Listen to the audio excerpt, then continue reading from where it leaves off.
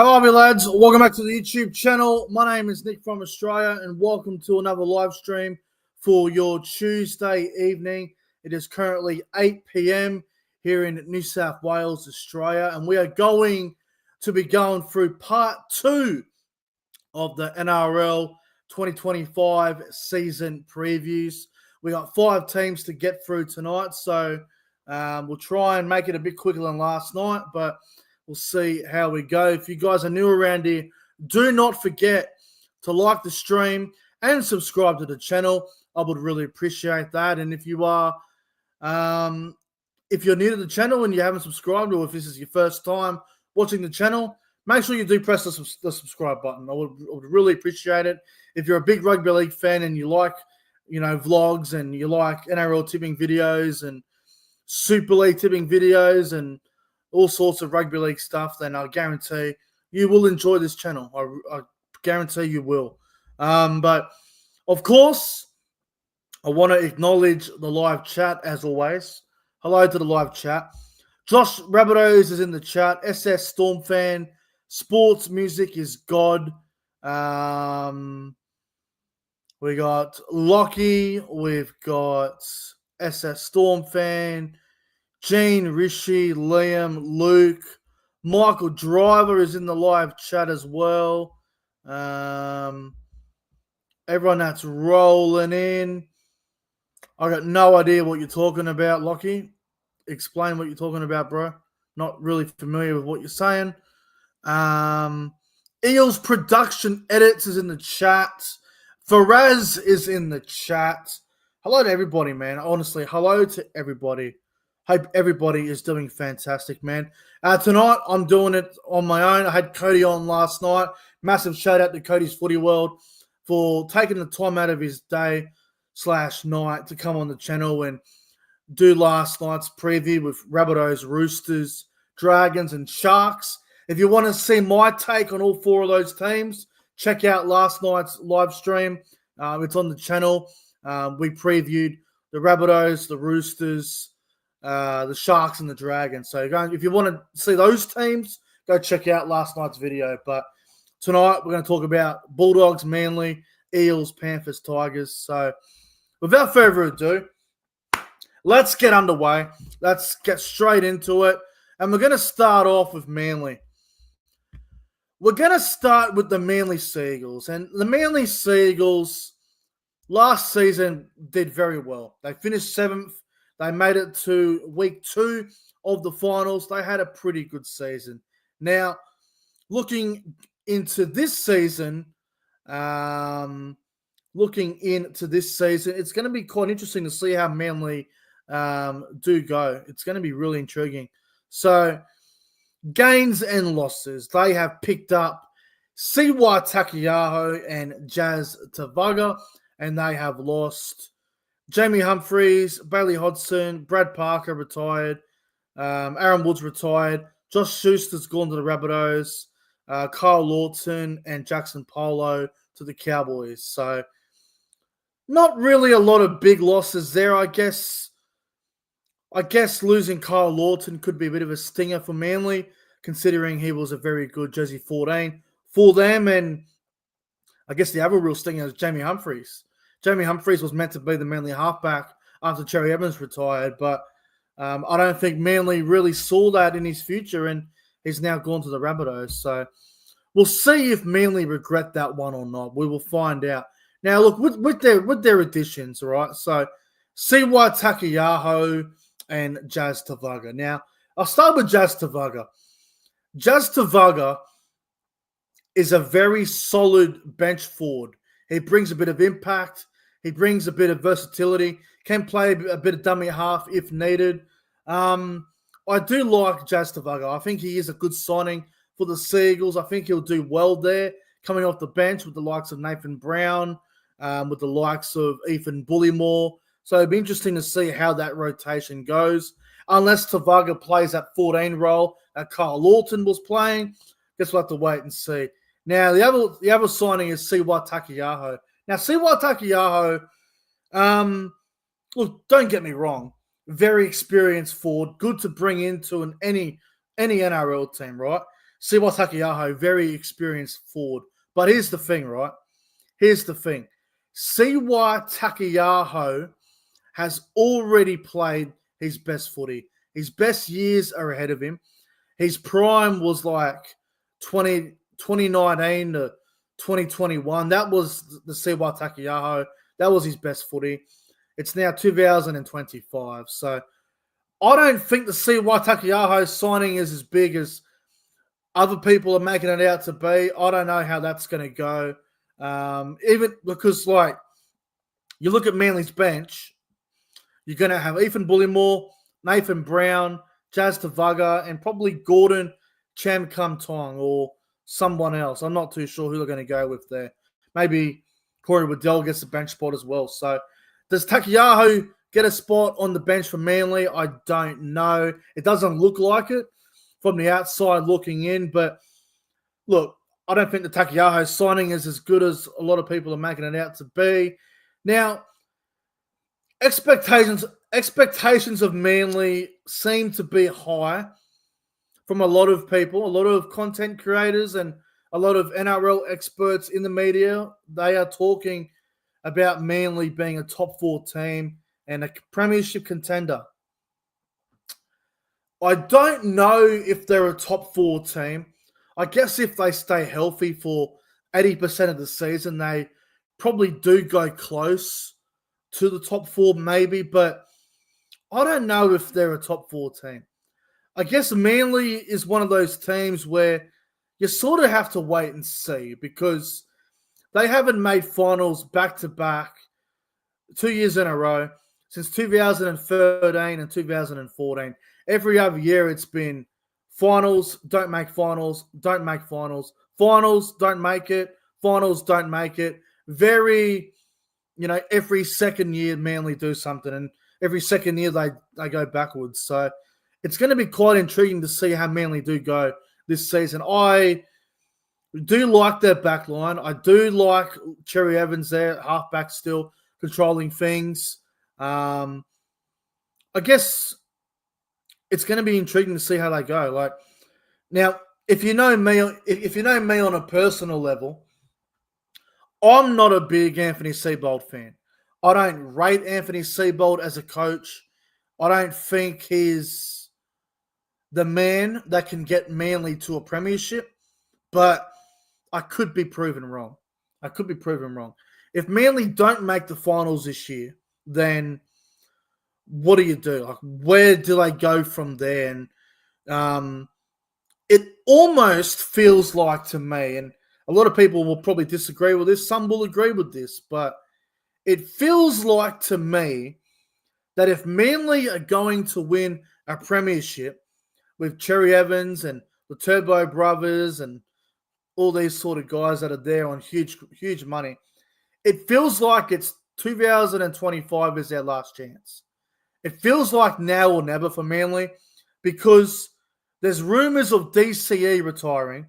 We don't know how true that is. It could be fake news. We don't know. But thing is, right, Cherry Evans is getting older. He's not getting any younger. He will slow down at some point.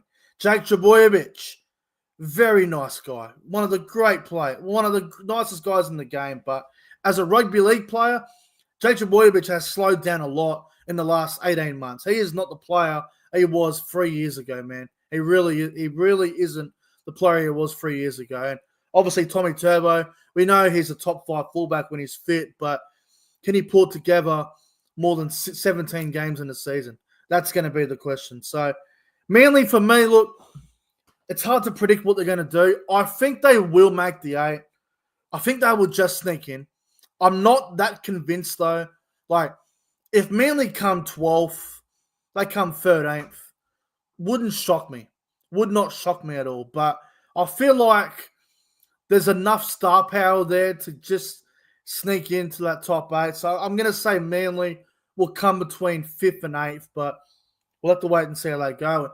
Michael Cheekham's the other one I forgot to mention. Well, I don't even see Michael Cheekham making the team, so it's probably why I didn't mention him. But Manly, I think they'll just sneak into the top 8, but it's going to be a big year for them, and they need to do something if they want to win a premiership because I think time's running out. I think it is. All right, moving on. The West Tigers. Let's talk about the West Tigers. I've won the last couple wooden spoons. It's been a disaster, as we all know.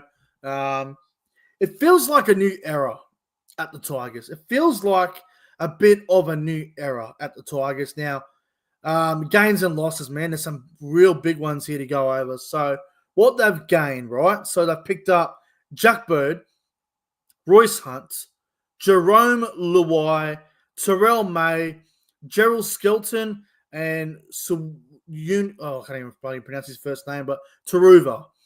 So that's who they've gained. A lot of good signings there, a lot of really good pickups.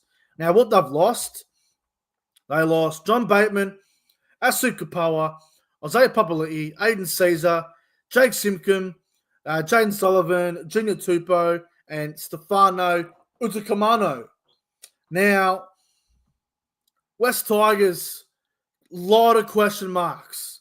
Lots and lots of question marks, in my opinion. Do they finish wooden spoon? Surely not. Surely they avoid the spoon, right? Surely they don't come last. I don't think they will come last. But I do have some concerns about the Tigers. Now, obviously with the signings, right? Jack Bird. Why are the Tigers, why sign Jack Bird? Like, with all due respect to Jack Bird, I think he's had a very good NRL career. He was a very good player 6-7 years ago. He ain't anything important anymore.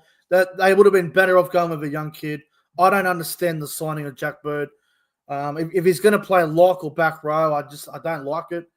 I don't like it. That would have been better off going with someone young and through the system. Obviously, Jerome Luai and Taruva, big signings there from Penrith. Jerome Luai is the big one. Obviously, he's a really big signing there. Now, Royce Hunt and Terrell May, they are both coming in. Obviously, Stefano goes to the Melbourne Storm. I'll say this, and I don't mean to be negative, but this is just my point of view on this whole thing, right? The Tigers forward pack is going to be what? Terrell May, Coruscant, Royce Hunt, what's his name? Samuel Fonu, Jack Bird probably, and Fanua Pole. Let me just be completely honest with you guys here. Terrell May or Royce Hunt, none of those guys should be the main leader of your forward pack. They are not a number one. They should not be a number one option in the front row because they're not those guys. You look at every other NRL team that has a bit of high quality about them. The Raiders have got Tarpany. The Broncos have got Payne Haas. The Panthers have got Leota. The Warriors have got Fisher Harris. You look at all these teams, right? Fanua Blake at the Sharks. They're all number one props. They're going to lead their team and they're going to average, close to 200 meters a game, and they're going to be the leaders of that team. When I look at Terrell May, when I look at Royce Hunt, I don't see either of those guys being the number one leader of the forward pack. I don't think they're that. I don't think they're the guys, man. I think they're really good number two options. I think they're both really good number two front rowers. I think they're very good vice players, vice captain type players, but they shouldn't be the king. They should not be the king. They should be the second option. They can't be the number one options. If one of them is going to be the leader and they're going to be leading the forward pack, it's not good, man. I don't think they're that type of player. I really don't. Tarpany, Fisher Harris, Fanua Blake, Ruben Cotter, all these sort of guys, man. All these guys, they're leaders and they're elite forwards. Royce Hunt and Terrell May should not be the number one option in the front row. They needed to get somebody who could be that leader. And in my opinion, they just got two solid front rowers who are both very good number two options. They should not be the number one go-to in the forwards, in my opinion. So it's going to be interesting to see how they go. There'll be a lot of pressure I imagine Terrell May is going to be the main leader. I imagine so. I think he's better than Royce Hunt, with all due respect. So I'm really intrigued to see how they both go. It's really intriguing to see how both players go. Now, my concern for the Tigers is depth. I think that's my main concern, the depth, right? Their bench is looking pretty weak at the moment. Clemmer's coming to the end of his career. Alex Twal's very hit and miss. They don't have a lot of good depth, in my opinion, when it comes to the forwards. They get a couple of injuries, they could be in trouble. They got some very exciting outside backs, I won't lie, like Gerald Skelton, Buller, Taruva. What's that name? They played last year. I think he debuted. I mean, it was Lob, tall winger. They got some good young backs coming through, but they got a lot to learn. I think Taruva and Olam are going to be really good for them experience-wise, because, Olam, he is very important to them, especially in the centers. It's going to be very intriguing to see how they all go. They still seem to be a little bit young, the Tigers. Benji Marshall, still not really proven as a head coach. So for that reason, and for everything I just went over, there definitely is a lot of positives to look forward to at the Tigers, but it's not gonna click straight away. So I reckon Tigers, they will still be in the bottom four. And I know that won't sit well with a lot of people, and I know a lot of people won't agree with that, but the roster, for me, it's not a top 8 roster. There's still a lot to work on, still a lot to learn. They're definitely getting there slowly, but it's gonna take a bit of time. So I'll say Tigers bottom 4, but they should improve in some areas of their game. Now, we'll get to the Bulldogs in a moment. Just bear with me, guys. It's absolutely boiling hot in my room, man. It's like 28 degrees still. It's really hot, so don't mind me. Just using the bloody tea towel, wash my face for a moment. But anyway, we'll move on now. We'll move on to the Bulldogs. The Canterbury Bankstown Bulldogs. They had a great year last year, coming 6th on the ladder, making it to the finals in week 1, getting eliminated by Manly. That was disappointing. The way the Bulldogs finished off their year was bad, man. Like, you go back to the second last round where they were beaten by the Manly Seagulls very comfortably. And then a week later, they were at home again and they got smashed by the Cowboys, 44-6. And then in the finals, they led 22-12. And they looked like they were going to win. And they blew it. And then obviously the Bulldogs were eliminated in the finals. But you know what? I think for the Bulldogs, last year, they definitely overachieved a little bit. Like, I don't think anybody expected them to go as well as they did. They definitely did way better than anybody would have thought. And I think now, going into this season, the expectations are going to be big. They're going to be big. Now, gains and losses, right? So they pick up Tom Amone from the Lee Leopards, who's a front rower. Marcelo Montoya from the Warriors, Anari Chiwala from the Knights, and Satili Tupanua from the Roosters. And they've lost Addo Carr. They've lost Katonga to the Eels. They lost Josh Popoliti. Hayes Perrin was gone ages ago, wasn't he? Gerald Skelton's gone. Chris Patolo's gone. But they've lost a few players, right? They gained a bit and lost a bit. Now, last season, there were a lot of Bulldogs players that had breakout years. They had best years of their career, some of these guys. I am so intrigued to see if they can do that again. Because you look at last year and how good the Bulldogs went. They got to the finals. But it feels like they wasted their season. The way they finished was just poor. And I think they were a little bit gassed as well towards the end, to be honest with you. They had such a big year. Everyone knew how exciting the Bulldogs were and how big of a story it all was for them to get back to the finals. It feels like a bit of a wasted year with the way they went out. But can some of these guys back up what they did last year? Is Connor Tracy going to be a very solid fullback once again? I don't know.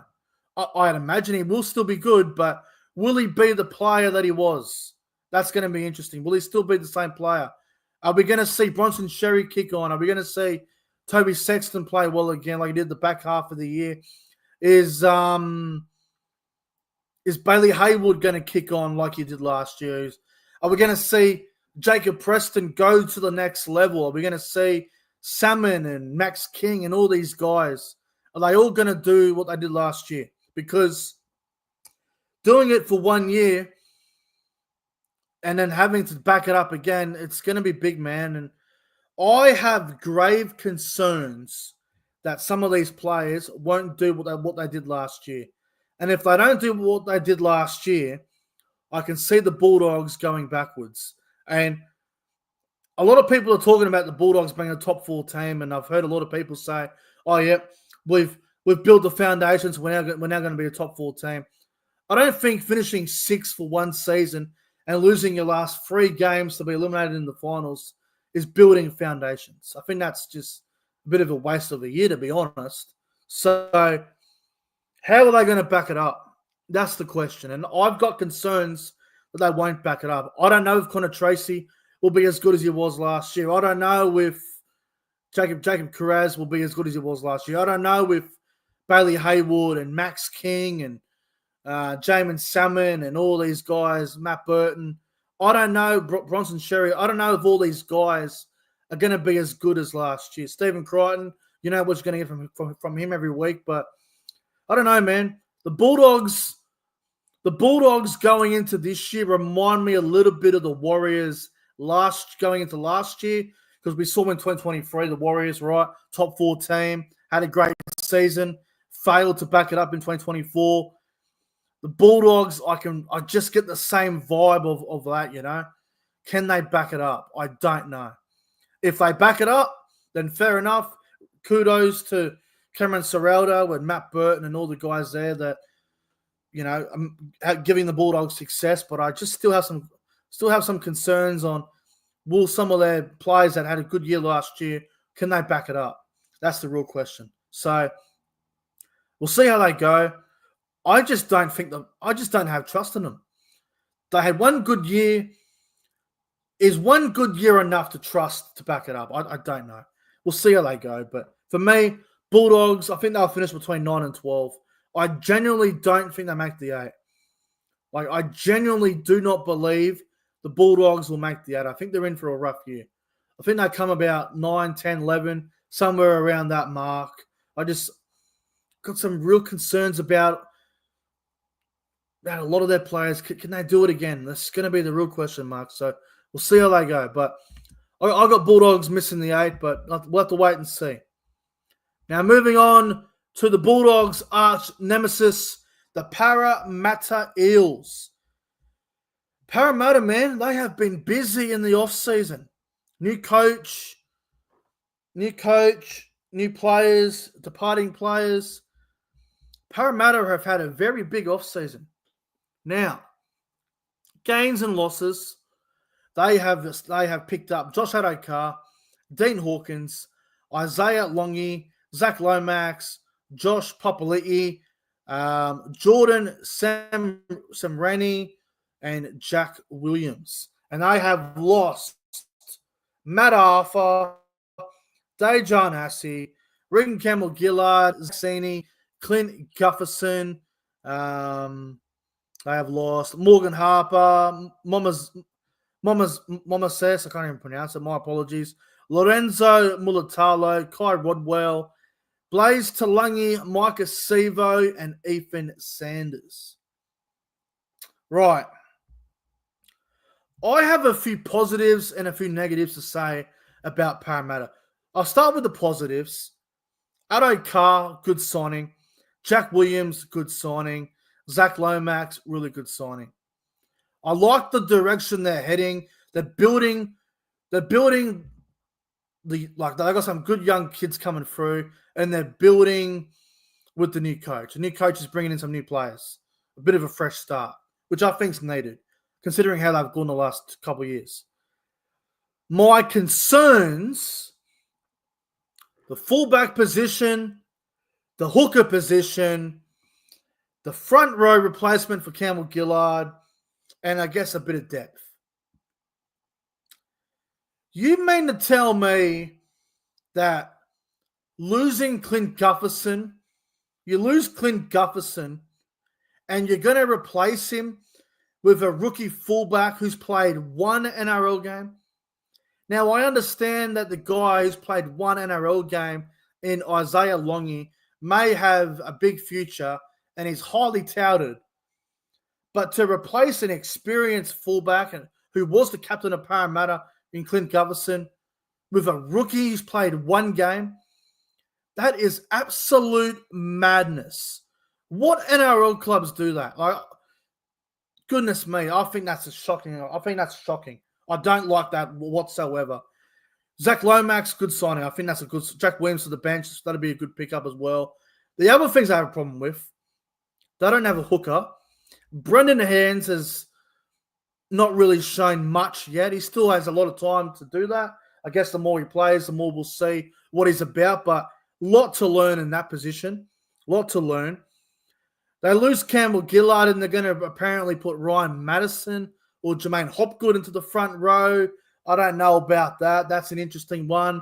I think they're both Jersey Feldanes, to be completely honest. Ryan Madison's a back rower / lock for me. Blaze Tulungi. They let go of Blaze Tulungi because they were certain that Dylan Brown would be there long term. There are rumors that Dylan Brown may leave Parramatta at the end of 2025 because his manager has gone and he's pretty much said to every NRL team, are you interested in Dylan Brown? And there's a few clubs that already are. Dolphins, Roosters, I think the Dragons and the Knights were interested. There's a few clubs that are keen on him. So I tell you, I understand you can't keep everybody. I totally get it. But letting go of Blaze Tulungi is going to be a big, big mistake. I'm telling you right now, letting go of Blaze Tulungi is going to be one of the biggest mistakes Parramatta have made in a very long time. Big, big mistake. Now, people are just going to say, oh, but, you know, Dylan Brown's better. It might be the case, but Dylan Brown and Mitchell, I mean, it's tough, man. Like, Dylan Brown, last year we saw how flat he was without Mitchell Moses. Blaze Tulungi, he showed what he can do last year. He showed what he can do. So even if Blaze Tulungi, like, you could have played him at fullback. Blaze Tulungi could have played fullback. And I know people are going to say, oh, but his preferred position's 5'8". You'll play where the coach wants you to play. So I could just see Blaze Tulungi going to Penrith and killing it, man. I really can. I think Parramatta are going to regret it big time. They're going to regret that. Now, a couple of question marks I have as well. Like Junior Paulo, is he going to be on this year? Like, is Junior Paulo going to have his head screwed on? Because last year he was all over the place. He was lazy. It was disappointing. Didn't really give a shit. He just looked really out of touch last year. So Junior Paulo, I wonder what he will do this year. Hopgood, I know he got injured, but in my opinion, Hopgood's a little bit overrated. I don't think he's as good as the other locks in the game, but he's good, but a little bit overrated in my opinion. But everyone's got their opinion, I guess, on certain players. But Parramatta, for me, look, if they're healthy, which I'm assuming they will be, you know, Mitchell Moses, Dylan Brown, Paulo, pretty good back line, although I worry about the fullback position a little bit. Lomax and Addo-Carr could probably get him a few points on the wing. Good centers, good back rows. Bryce Cartwright, really good play. Kelman Tulungi looked good last year when he played. I don't think Parramatta make the 8. I don't see them making the 8. I think they'll be a bit like I reckon they'll be a bit like the Bulldogs. I think they'll be around that 9 to 12 position. I think they'll go okay. I think they'll improve a little bit, but too many questions for me. Too many questions. So we'll see how they go, but I've got Parramatta finishing 9 to 12 this year. 9 to 12. And the final team to preview is the Penrith Panthers. The Penrith Panthers, the reigning, defending, undisputed, 4-time champs. Can they go for 5 in a row? I freaking hope not. If they win 5 in a row, what do you honestly say? What do you say, honestly? Gains and losses, obviously, this is quite big. So, Blaise Talangi, like we said before, big signing, gone to Penrith. And Isaiah Papali'i. Isaiah Papali'i at the Tigers was a complete joke. We know that. But now he's at Penrith. Watch him be much improved. Isaiah Papali'i is going to have a big season, man. He will improve a lot. Losses, Jet Cleary, Fisher Harris, Isaiah Longy, Jerome Luai, Taruva, Tyrone Peachy retired, and Taylor May released. Taruva's gone. Is that who I said? Yeah, Luai's gone. So, yeah, Penrith. There isn't a whole lot to say about Penrith. I mean, this might be one of the shorter previews when it comes to Penrith, but they've lost a little bit, obviously. Jerome Luai, Fisher Harris, they're the big ones. They're the big ones. But we saw Brad Schneider last year, right? The job that Brad Schneider did when Cleary was out was great. Did a fine job. So if Brad Schneider partners Nathan Cleary, you know Brad Schneider will do a job. Talangi is rumoured to play 6, but it's going to be interesting if he does play 6 or he plays out in the outside backs, because you got Brad Schneider there, you got Jack Cole there, you got Dane Laurie there, and you got Blaise Talangi there. So they got plenty of options at the 5'8 jersey. Which one of them is going to suit Nathan Cleary the best? That's going to be the real question mark. Who suits Cleary the best? That's what it will come down to. I personally think Brad Schneider would suit Nathan Cleary the best, but the talk is Blaise Talangi, so we'll have to wait and see round 1 in Vegas when the Panthers play the Sharks, who the 5'8 will be. They got a few options for sure. Now, obviously losing Fisher Harris is a big one, but then you look at it, guys like Moses Leota he'll be obviously a bit more important to him now. Lindsay Smith might come into the starting side. Papali'i could even start yet. You could even move Isaiah Yeo to the front row if you wanted to and put Papali'i at 13. Whatever you want to do. Like, they got options. They really got options. Scott Sorensen could move back to the middle as a bench forward. Papali'i could play on that left edge. But you look at that team. So much quality, man. Like Edwards, Cleary, Toto. The centers are very good. Tago and Alamotti, very good centers. Bitch Kenny has proved to be a very good hooker. Liam Martin is a top 5 back rower in the NRL. You're the best lock in the game on Isaiah Yeo. Impact players like Lindsay Smith and all these guys, man. So Luke Garner was very good for him last year as well. So the Panthers, they look good. They look good. For me, they're going to be very hard to beat again. My only question mark is, does that stamina run out? Like, when do the Panthers run out of energy to make it to their next destination? Like, how much fuel is left in that car, man?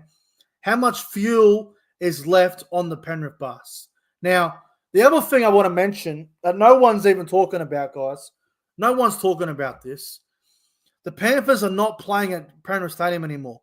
The stadium's getting knocked down and rebuilt. The Panthers are playing their home games at Combank Stadium. I think they have a couple like places in. I think they got a game at Bathurst, and I think they got a Magic Round at Brisbane. So they're not at their normal home at Penrith Stadium. They're at Combank, which, I mean, it isn't very far for them to go anyway. But Combank Stadium is the Panthers' home stadium for 2025 and 26. So we'll see how much of an impact that has on the Panthers.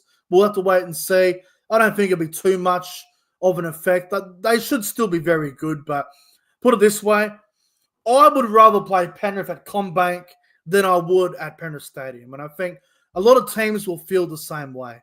So we'll have to wait and see. But Combank Stadium, it's not very far for them to go to. And with all due respect, Combank Stadium is much better than that shithole at Penrith anyway. Much better. But look, for me, Panthers will be a top 4 team. They'll be between first and fourth. I guess they could finish lower than fourth if they get a bunch of injuries. But for me, they'll be a top 4 team. First to fourth. Maybe 6 at worst if they're lucky. If things don't go to plan. If I get a bit unlucky. But for me, they'll be a top 4 team once again in 2025. And it's their comp to lose because I've won it 4 times in a row. But yeah. Anyway, guys, that is going to wrap things up from me. I really appreciate you all for tuning in to tonight's live stream. I'm going to go and put myself under the bloody cold water because I am sweating like anything in this room. But thank you all for watching. Do not forget to like and subscribe to the channel. Part 3 tomorrow night will be the Queensland teams preview. We'll be previewing the Cowboys, the Broncos, the Dolphins, and the Titans tomorrow night at 8 p.m. So same time tomorrow night, 8 p.m. We'll be doing the season preview for all 4 Queensland teams. And then obviously on Thursday, we'll be previewing the Storm, the Raiders, the Knights, and the Warriors. So anyway, we're 9 teams into the season previews now. Thank you all for watching. Like and subscribe. Enjoy the rest of your Tuesday night. And I will see you tomorrow, 8 p.m. New South Wales time. Anyway, take care, everyone. Thank you to the live chat for interacting. Thank you for all of that. Enjoy your night, everybody. See you in the next one. If you haven't seen the brand new intro, here it is.